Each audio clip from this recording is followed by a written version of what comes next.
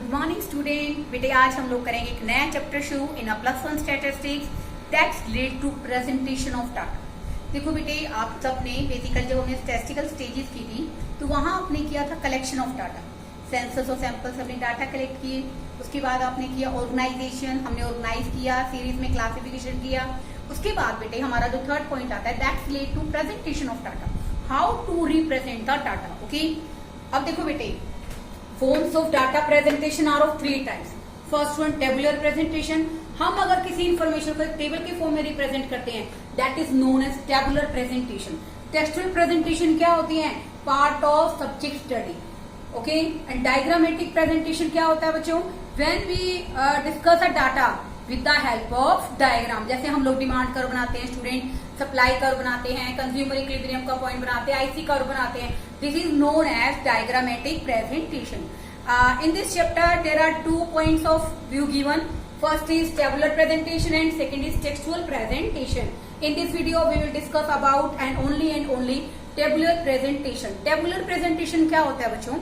According to tabular presentation, एक statistical table एक systematic arrangement है, एक व्यवस्थित तरीके से हमने क्या किया है?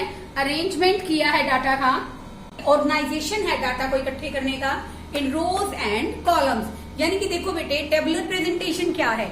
जब हम लोग डाटा को सिस्टमैटिकली ऑर्गेनाइज करते हैं, किसकी फॉर्म में? रो और बेसिकली कॉलम की फॉर्म में, तो उसको क्या कहते हैं स्टूडेंट? क्या बोलेंगे इसको? Tabular presentation. टेबुलर प्रेजेंटेशन में vertical dissection, this is known as vertical dissection. When we are going to make a 90 degree angle, this is also known as a vertical dissection. Vertical dissection को हम लोग क्या बोलेंगे? Column, as well as horizontal dissection को हम लोग बोलेंगे बेटा रोज। ठीक है बेटे, अब हम पढ़ते हैं कि बेसिकली हमारे टेबल के अंदर क्या क्या कंपोनेंट्स होने चाहिए। First one table number. Table number का मतलब क्या है स्टूडेंट? जैसे बेसिकली बेटे a table should be given the number, number will be help to identification of the table. अब देखो बेटे जैसे टेबल को हम लोग 1 2 3 4 नंबर देते हैं, ऐसे बेटे आपकी रिजल्ट शीट बनाते हैं तो उसको हम लोग क्या करते हैं बेटे? बेसिकली 1 2 3 4 में डिवाइड कर देते हैं, FA1 FA2 SA1 SA2। Okay, तो ऐसे ही बेटे टेबल को बेसिकली हमें, टेबल का मतलब क्या होता है? सारणी। ठीक है ना बेटे, तो हमें टेबल को क्या देना चाहिए बेटे? नंबर जरूर देना चाहिए। Number will be help the location of a table, कि टेबल कहाँ है, इसके बाद कौन से नंबर की टेबल आएगी। Okay, second one title. Title का मतलब बच्चों यहाँ पर क्या है? A table must be given a title, title must be written a bold letter in a capital letter in attractive manner. हम लोग बेटे जब टाइटल लिखें तो हमें इसे बोल्ड लेटर में लिखना चाहिए, बड़े बड़े अक्षरों में लिखना चाहिए, और साथ ही साथ बेटे टॉप सेंटर में लिखना चाहिए ताकि हमें एकदम से पता चल जाए। मान लो बेटे इसके लिए एग्जांपल लेते हैं हम लोग। बेसिकली हम लोग बेटे 11th क्लास की आपकी क्लास की रिजल्ट शीट प्रिपेयर कर रहे हैं। ओके, तो हमने वहां लिख दिया टाइटल में 11th कॉमर्स। ओके, तो जो 11th कॉमर्स हमने बेटा यहाँ पर टाइटल में लिखा है, देखिए स्टूडेंट 11th कॉमर्स क्या है बच्चों? यहाँ पर 11th commerce is a title. 11th commerce यहाँ पर क्या है? टाइटल। जो 11th कॉमर्स है student that is known as title of the subject, title of the result. Okay, तो बेटे देखो 11th कॉमर्स बोल्ड लेटर में लिखाना चाहिए, अट्रैक्टिव होना चाहिए, प्रॉब्लम अंडर कंसिडरेशन होना चाहिए, बेसिकली और ये एकदम से देखते समझ में आ जाना चाहिए कि ये किसके बारे में है। जैसे देखो बेटे वैसे तो मुझे मूवीज का एग्जांपल नहीं लेना चाहिए, तो मैं एक साफ सुथरा सा एग्जांपल लेती हूँ ताकि आपको समझ में आए। जैसे बेटे हम लोग काफी टाइम पहले एक सीरियल देखते थे, Maharana Pratap. Maharana Pratap is a title. Okay, अब बहुत से ऐसे स्टूडेंट है बेटे वो ये नहीं जानते कि कौन है महाराणा प्रताप, तो इसके लिए बेटे एक नीचे गिवन होता था जो बेसिकली क्या करता था? टाइटल को पूरी तरह से बताता था। This is known as head note. इसको हम लोग क्या कहते हैं स्टूडेंट? Head note. जैसे बेटा यहाँ पर टाइटल क्या है? बेसिकली महाराणा, हमारा जो टाइटल है स्टूडेंट वो है Maharana Pratap, that is a title. Okay, उसके बाद बेटे हेड नोट क्या है? जब हमें बेटे टाइटल से पूरी इंफॉर्मेशन नहीं मिलती है तो हम लोग बेटे किसका सहारा लेते हैं? हेड नोट का। यहां पर आ जाएगा भारत का वीर पुत्र।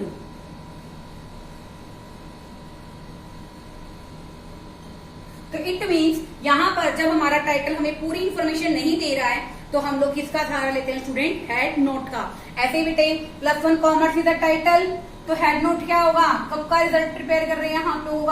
हम लोग आपका FA2 का रिजल्ट प्रिपेयर कर रहे हैं। तो FA2 क्या है स्टूडेंट? +1 commerce result sheet. हम लोग लिखेंगे रिजल्ट कौन सा है, FA2 का। तो इसने क्लियर कर दिया ना कि +1 कॉमर्स का जो रिजल्ट है वो कौन से का है, FA2 का।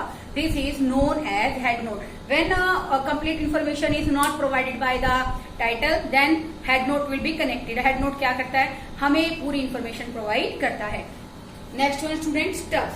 स्टब्स क्या होता है बेटे, जैसे हम लोग बेटे रो बनाते हैं, ठीक है ना। रो वर्टिकल डिसेक्शन को हम लोग क्या कहते हैं, कॉलम, और हॉरिजॉन्टल डिसेक्शन को हम लोग क्या कहते हैं स्टूडेंट, रोज कहते हैं। Rows are the title of a table. देखो बेटे, जो बेसिकली हमारी स्टब्स को बोलते हैं बेटे, बेसिकली हम रो को ना बेटे एक टाइटल देते हैं। जैसे आप लोगों ने कई बार रिजल्ट देखा होगा बेटे, तो हम कहते हैं ना कि भाई मान लो किसी पर्टिकुलर स्टूडेंट का हम लोग रिजल्ट देख रहे हैं, ओके। तो उस रिजल्ट के अंदर उस रो में, जैसे मान लो एक स्टूडेंट का नाम है, रोल नंबर है, उसका नाम है, मान लो उसका नाम बेटे सक्षम है। सक्षम के कितने मार्क्स है इंग्लिश में, अकाउंट्स में, बिजनेस स्टडी में, दिस इज नोन एज रो। तो उस रो का बेटे बेसिकली स्टब्स क्या है, यहाँ पर सक्षम। स्टब्स यहाँ पर क्या है बच्चों, सक्षम। अगर बेटे रो लंबी हो तो हम उसको बेटे टाइटल देते हैं, रो के टाइटल को, यानी कि जो स्टब्स है बेटे ये क्या है, टाइटल ऑफ द रो। रो का जो टाइटल है बेटे, बेसिकली रोज का जो टाइटल है वो क्या कहलाएगा बेटे, स्टब्स। ऐसे ही बेटे कैप्शन, कैप्शन क्या है, टाइटल ऑफ द कॉलम। जैसे बेटे आप लोग देखते हो डिफरेंट टाइप की रिजल्ट शीट आपने भी ऑब्जर्व की है, जैसे लिखा होता है ना, मैं आपको एक बार थोड़ा सा इसमें एक्सप्लेन करती हूँ। देखो बेटे, जैसे यहाँ पर लिख रखा है इंग्लिश, अकाउंट्स, इकोनॉमिक्स, ओके। और यहाँ बेटे ये जो आपको गिवन है ये वर्टिकल डिसेक्शन है बच्चों। ये क्या है स्टूडेंट, वर्टिकल डिसेक्शन। तो इंग्लिश बेटे बेसिकली क्या है, इस वर्टिकल डिसेक्शन का टाइटल है। क्या है स्टूडेंट, टाइटल। तो बेटे ये यहाँ पर हमारे लिए क्या बन गया, क्या बन जाएगा, यानी कि जो बेसिकली कॉलम का टाइटल है वो कैप्शन है। ऐसे ही बेटे यहां मैंने लिखा सक्षम, ओके। तो सक्षम के इतने मार्क्स इन सब्जेक्ट्स में हैं। तो बेटे सक्षम is the title of the, किसका टाइटल है स्टूडेंट, ये रो का। तो आया समझ में बेटे, जो रो का टाइटल है वो स्टब्स है, और जो टाइटल किसका है स्टूडेंट, कॉलम का, टाइटल ऑफ द कॉलम। जो कॉलम का टाइटल है student, this is known as caption. Next one, body और फील्ड। बॉडी और फील्ड क्या होता है, sum total of item in a table. अब देखो बेटे बॉडी और फील्ड क्या होती है कि पर्टिकुलर हमने कितने बेसिकली कॉलम्स लगाए हैं, कितने हमने बेसिकली वर्टिकल कॉलम बनाए हैं, कितनी हमने रोज बनाई है। तो sum total of item are known as body और फील्ड। वैसे बेटे बेसिकली हम लोग रफली बना के देखते हैं कि हमें टेबुलर प्रेजेंटेशन के लिए कितने रोज और कितने कॉलम की जरूरत होगी। तो बेटे ये बहुत ही इंपॉर्टेंट पार्ट है हमारे किसका, टेबुलर प्रेजेंटेशन का। Next one is foot note. आपने कभी देखा होगा बेटे, जैसे आप लोग इंग्लिश की टेक्स्ट बुक पढ़ते हैं, there are so many difficult words in your literature, okay. तो एस्ट्रिस्क का मार्क लगा के, स्टार का मार्क लगा के बेटे उस टॉप उस वर्ड पर क्या लगा दिया, स्टार का मार्क लगा दिया, और नीचे आपको बेटे जैसे ही वो पेज एंड होने वाला है आपको गिवन होता है। तो बेटे यहाँ पर फुट नोट क्या होते हैं, जब आप लोग बेटे बेसिकली क्या करते हैं, टेबल के अंदर ऐसे शब्दों का प्रयोग करते हैं जो डिफिकल्ट है और रीडर को ना समझ में आए, तो उसके लिए बेटे हम लोग क्या दे देते हैं, इसका फुटनोट को देने का ऑब्जेक्टिव क्या है, ताकि रीडर को टेबल के बारे में पूरी तरह से सभी बातें क्लियर हो जाए। तो this is known as footnote, okay. And last one is source. Source बेटे हमने जो इन्फॉर्मेशन इकट्ठी की है वो सेकेंडरी सोर्स से इकट्ठी की है। तो सेकेंडरी सोर्स कौन सा है, जैसे मान लो बेटे हमने पॉपुलेशन से रिलेटेड इन्फॉर्मेशन इकट्ठी की है, तो हमारा सोर्स क्या है बेटे, सेंसस ऑफ इंडिया। तो बेटे ये सब क्या है, हमारे components of a table. Come to the next question, that is a two kinds of a table. Kinds of a table का मतलब यहाँ पर क्या है बच्चों, कि टेबल कितनी तरह की होती है। First one, according to purpose, according to originality and according to construction. यानी कि बेटे अगर हम लोग बात करें तो टेबल हमारे पास 3 तरह की होती है बेटे। फर्स्ट वन है बेटे हमारी टेबल की बेसिकली अकॉर्डिंग टू पर्पस, उद्देश्य के अनुसार, ओके। तो देखो बेटे अकॉर्डिंग टू पर्पस हमारी जो टेबल होती है स्टूडेंट, वो होती है बेटा 2 तरह की। कितनी तरह की होती है, 2 तरह की। हमारा जनरल पर्पस टेबल यानी कि सामान्य उद्देश्य वाली टेबल। जनरल पर्पस टेबल जैसे कि नाम से पता चल रहा है, which is of general use and it does not serve any specific purpose. जो बेटे जनरल पर्पज के लिए बनाई गई, जिसका उद्देश्य कोई स्पेसिफिक नहीं है, this is known as general purpose table. जैसे बेटे हमारी CSO है, central statistical organisation, different variety के डाटा इकट्ठे करती है, तो उनका ऑब्जेक्टिव क्या होता है बेटे, जनरल ऑब्जेक्टिव होता है, not the specific objective. Many researchers can use their data for their own survey. बहुत सारे ऐसे रिसर्च है बेटे, CSO के डाटा को क्या कर लेते हैं, अपने रिसर्च में यूज करते हैं। And these information are just like a data bank, anybody can use for their own purpose. Second is specific table. Specific table which is only and only for a specific purpose. अब देखो बेटे 11th class के जो आपके in charge हैं, आपकी result sheet बनाएंगे, तो उसके लिए हमारे पास एक स्पेसिफिक पर्पस है कि आपके पेरेंट्स को बताना कि आपकी क्या बेसिकली परफॉर्मेंस चल रही है, आपको कैसा समझ में आ रहा है, कैसा समझ में नहीं आ रहा, आपके मार्क्स, आपकी परफॉर्मेंस, आपकी लगन, टीचर के एटीट्यूड टुवर्ड सब्जेक्ट, सब चीजों को बताते हैं बेटे। ठीक है बेटा, तो ये जो हमारी स्पेसिफिक पर्पस टेबल है, this is known as summary table. Next one is according to originality. Originality क्या होता है बेटे, बेसिकली अगर हम बात करते हैं ओरिजिनलिटी के अकॉर्डिंग, टेबल दो तरह की होती है बेटे। फर्स्ट होती है स्टूडेंट हमारी original, and second is derive table.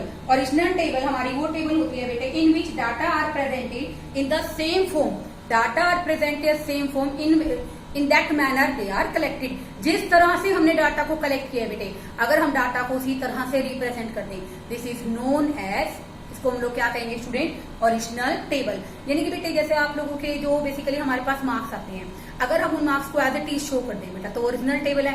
जब हम बेटे उस मार्क्स को बेसिकली क्या करें बेटा, बेसिकली परसेंटेज में कन्वर्ट कर देते हैं, या उसका जो मतलब कंपैरिजन करते हैं दूसरे स्कूल्स के साथ करते हैं, तो बेटे वो टेबल कौन सी मिल जाती है, हमारी डिराइव टेबल। तो बेटा original table is that table in which data are presented same manner in which they are collected. Second one is derive table. Derive होता है व्युत्पन्न, यानी कि जिसमें हम लोग चेंजेस करते हैं। तो डिराइव टेबल कौन सी टेबल होती है, in which data are not presented same form, उस तरह से हम लोग डाटा को रिप्रेजेंट नहीं करते हैं जिस तरह से हमने डाटा को कलेक्ट किया है। हम लोग डाटा को बेटे परसेंटेज की फॉर्म में क्या करते हैं, परसेंटेज की फॉर्म में बता सकते हैं, कंपैरिजन की फॉर्म में बता सकते हैं कि इसके इतने परसेंट है, इस बच्चे के इतने परसेंट है। This is known as derive table.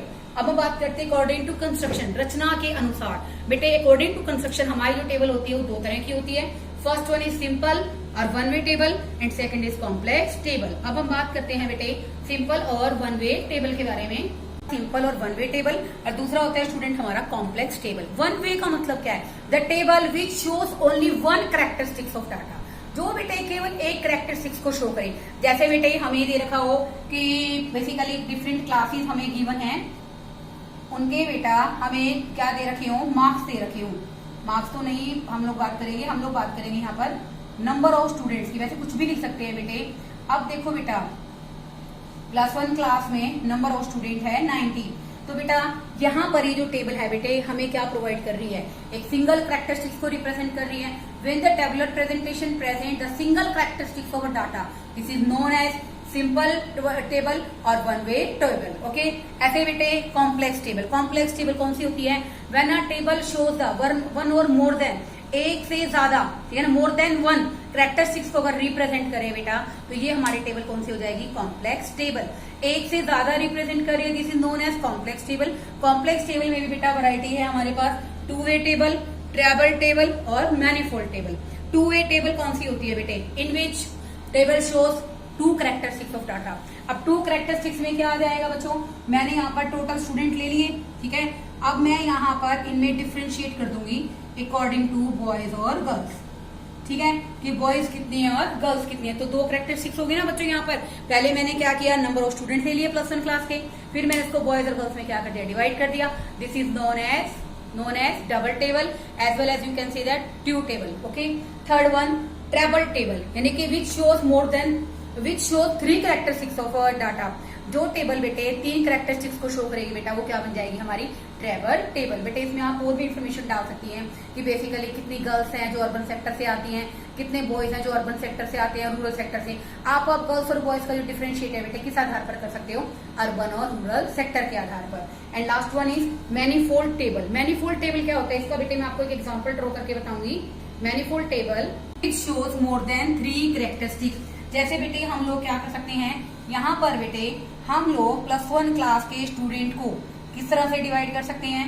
पहले तो हमने डिवाइड किया बच्चों बॉयज और, नंबर ऑफ स्टूडेंट्स 90 है बेटा, ये फर्स्ट हो गया, बॉयज और गर्ल्स के आधार पर। ओके, फिर मैंने बॉयज को किस सेक्टर किस आधार पर डिवाइड किया, अर्बन एरिया, और रूरल एरिया के आधार पर डिवाइड कर दिया।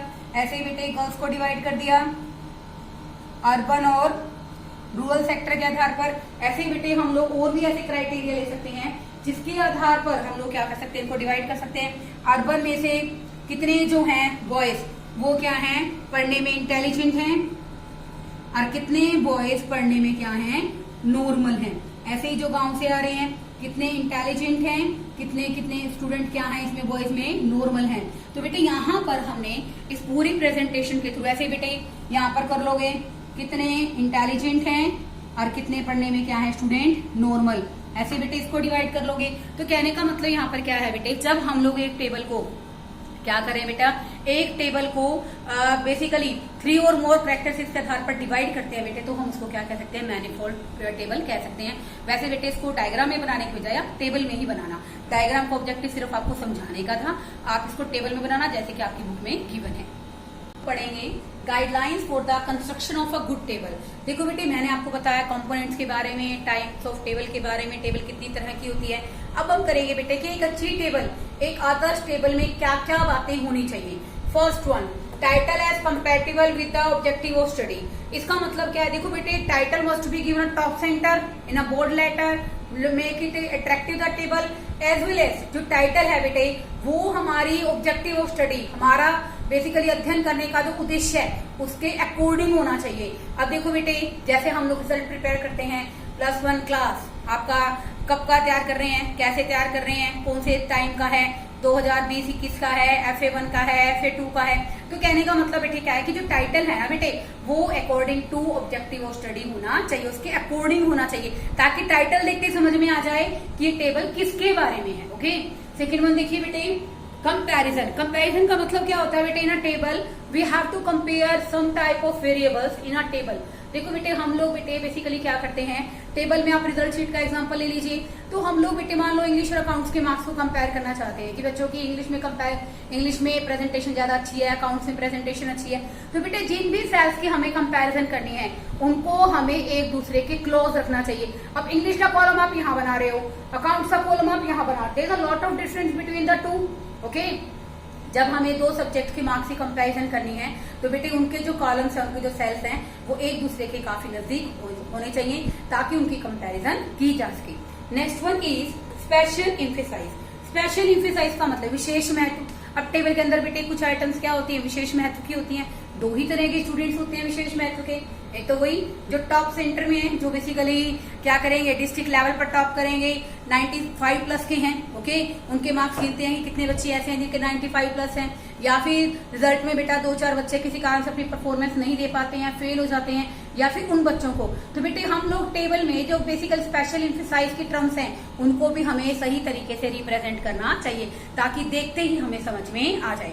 Next one is ideal size. Ideal size का मतलब क्या है, जो टेबल का साइज है बेटे वो आइडियल होना चाहिए। We have to make a rough sketch, हमें एक रफ स्केच बना के देखना चाहिए जिससे हमें क्या पता चलेगा, how many columns and rows are required for making a table, कि हमें बेसिकली कितने कॉलम्स की रिक्वायरमेंट है टेबल को बनाने के लिए, सो दैट बेसिकली हमारी टेबल क्या बनेगी, आइडियल साइज की बनेगी। नेक्स्ट वन देखिए बच्चों, स्टब्स। स्टब्स मैंने आपको उसमें भी बताया था। स्टब्स क्या होते हैं बेटे, रो को बेटे रिप्रेजेंट करने के लिए, रो लंबी है तो उसके लिए बेटे आप लोग क्या दे देते हैं, stubs. Stubs must be given if rows are very long. Next one is use of zero. जैसे देखो बेटे कई बार टीचर आपको बोल देता है कि अगर आप टेस्ट में रिप्रेजेंट नहीं करोगे then 0 mark will be given, but ऐसा करना ठीक नहीं है क्योंकि बेटे बेसिकली जो स्टूडेंट प्रेजेंट ही नहीं है टेस्ट में, तो इसके लिए बेटे हमें क्या लिखना चाहिए, हाइफन लगा के क्या करना चाहिए, हाइफन लगा के छोड़ देना चाहिए, या फिर हम लोग क्या कर सकते हैं, नॉट अप्लाइड, क्या कर सकते हैं हम लोग बेटे, नॉट एप्लीकेबल, की नॉट अप्लाइड या not applicable. Okay, and abbreviation. Abbreviation क्या होते हैं बेटे, in making a table we do not use the abbreviation. Abbreviation होते हैं बेटे संक्षिप्त शब्द। ओके, तो बेटे जो एब्रीविएशन हैं ये रीडर को कंफ्यूज कर सकते हैं, then we should not use the abbreviation while making the table. Table बनाते हुए संक्षिप्त शब्दों का प्रयोग नहीं करना चाहिए। जैसे देखो बेटे आप लोग लिखते हैं एमपी, अब इस एमपी के तो बहुत सारे मीनिंग है। एमपी का मीनिंग मॉनेटरी पॉलिसी भी है। ओके, क्या हो सकता है, मॉनेटरी पॉलिसी, और एमपी का मीनिंग क्या हो सकता है स्टूडेंट, महावीर प्रसाद भी हो सकता है। तो बेटे आपके बेसिकली एमपी का मीनिंग क्या है, ये रीडर को क्या करेगा, कंफ्यूज करेगा। Then we should not use the abbreviations in a table. Okay, next one is headings. Headings का मतलब क्या है? जैसे बेटे हम लोग हेडिंग देते हैं English, accounts, business studies, economics, तो हमें बेटा कहीं भी ऐसे इंग्लिश इज, अकाउंटेंसीज ऐसे नहीं लिखते हैं। क्यों नहीं लिखते? क्योंकि बेटे हमेशा जब भी हम लोग कॉलम के अंदर कैप्शन देंगे तो बेसिकली जो हमारी हेडिंग्स होंगी बेटे वो सिंगुलर फॉर्म में होनी चाहिए, ना कि ड्यूअल फॉर्म में होनी चाहिए। सिंगुलर फॉर्म समझते हो ना, एक वचन के रूप में होनी चाहिए। हम एस या एस लगाकर इसको प्लूरल सेंस में रिप्रेजेंट नहीं करेंगे। Next one is total. Total कीजिए, हॉरिजॉन्टल भी कीजिए, वर्टिकल भी कीजिए, ओके ना। जैसे हम लोग कॉलम का टोटल करेंगे तो हमारे पास सब्जेक्ट का परसेंटेज आएगा कि ऑन एन एवरेज उस सब्जेक्ट का रिजल्ट क्या रहा है। अगर हम रो का टोटल करेंगे तो हमारे पास स्टूडेंट की प्रेजेंटेशन आएगी। नेक्स्ट वन इज टोटल के साथ साथ यहाँ पर ये शायद दोबारा लिखा गया है, ये नेक्स्ट जी परसेंटेज एंड रेशो। हमें परसेंटेज रेशो में भी कन्वर्ट करना चाहिए कि कितने परसेंट रिजल्ट रहा है। वहां पर हमें टोटल पता चलेगा और यहाँ पर बेटे हमें किसके बारे में पता चलेगा? परसेंटेज के बारे में। हमें हॉरिजॉन्टल और वर्टिकल दोनों तरीके से परसेंटेज निकालनी चाहिए ताकि टेबल को अट्रैक्टिव बनाया जा सके, इजीली उसको समझा जा सके। Next one is rose of, basically source of data. Source of data का मीनिंग बेटे यहाँ पर क्या है, ये थोड़ा सा ठीक कर देती हूँ मैं। Source of data, sources of data का मतलब है कि हमने इन्फॉर्मेशन कहाँ से कलेक्ट की है। हम जो अपने टेबल के अंदर इन्फॉर्मेशन शो कर रहे हैं बेटे उसका सोर्स क्या है। If the data are used by, data are collected from a secondary source, then source of data must be given after the table, okay. And next one is units. Units का मतलब क्या है? जैसे देखो बेटे हम लोग कंपनी की सेल लिखते हैं। जैसे मान लो हमारे पास पर्टिकुलर एक कंपनी के बारे में दे रखा है कि एक कंपनी है, ओके, इसकी हमें डिफरेंट ईयर की, जैसे 2019 की, 2020 की सेल दे रखी है। यहाँ पर 5 है, यहाँ पर 9 है। अब यहाँ पर यूनिट ये लैक्स में भी हो सकती है स्टूडेंट, ठीक है ना, और ये यूनिट बेटा करोड़ में हो सकती है। तो यूनिट मस्ट बी गिवन ताकि हमें देखने से पता चले कि इन्फॉर्मेशन किस चीज में है हमारे पास। ये जो इन्फॉर्मेशन है सेल्स यूनिट, सेल्स हमने की है वो लाख में की है या करोड़ में की है, हजारों में की है, okay. And last one is size of columns. Size of column symmetrical होने चाहिए बेटा। मार्क्स आपके 2 डिजिट में ही आएंगे, चाहे बेसिकली 15 आए और चाहे बेटे आपके 95 आए। मार्क्स के लिए बेटा हमारे जो कॉलम है बेटे वो सिमेट्रिकल होने चाहिए ताकि हमारी टेबल देखने में अट्रैक्टिव लगे। Next one is simple and attractive. अगर हम बात करते हैं बेटे हमारे सिंपल लगे टेबल, अट्रैक्टिव लगे, as well as economical. Economical का मतलब बच्चों यहाँ पर क्या है कि टेबल के थ्रू हम डाटा को रिप्रेजेंट करें तो नो डाउट इसका एक बेनिफिट ये भी होता है बेटे कि बेसिकली ये स्पेस क्या करती है, कम रोकती है। तो इसलिए बेटा हमारी जो it must be simple, attractive as well as the economic. देखो बेटे इसके अंदर बहुत इजी टॉपिक मैंने आपको कराया है। Next video we will discuss about the textual presentation. So please student prepare your topic, okay. Thank you.